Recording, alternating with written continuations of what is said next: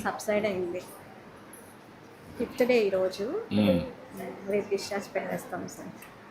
Okay. Hello, ఏంటి నీ పేరేంటి? భానుబి సార్. భానుబి. దుర్మాన్పేట్ తండా దగ్గర ఉంటారు సార్. యాక్చువల్లీ మదర్ ఫాదర్ వేరే దగ్గర, అమ్మమ్మ దగ్గర వదిలారంట. అదే సరిగ్గా చూడక ఫీవర్తో వచ్చారు సార్. ఏమ్మా కొంచెం ఇంట్లో సరి ఉండదు, హార్ట్ పేషెంట్.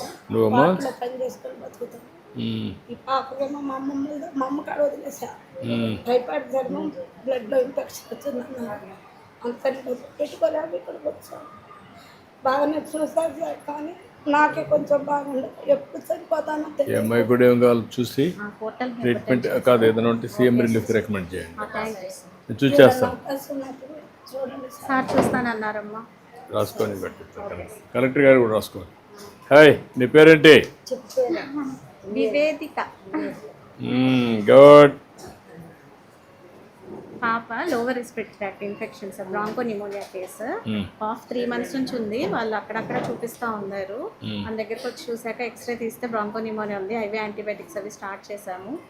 యాక్చువల్గా వీళ్ళు వ్యాక్సినేషన్ సరిగ్గా తీసుకోలేదు సార్. ఇప్పుడు మన గవర్నమెంట్లో న్యూమోకోకల్ వ్యాక్సిన్ అన్నీ వచ్చాయి. కాకపోతే పేరెంట్స్ వీళ్ళందరినీ రికార్డులో ఇప్పుడు పెడుతున్నారు కదా, అంతా రికార్డుకి వచ్చినాక లైఫ్ లాంగ్ ఆ రికార్డు అట్నే ఉంటుంది కదా.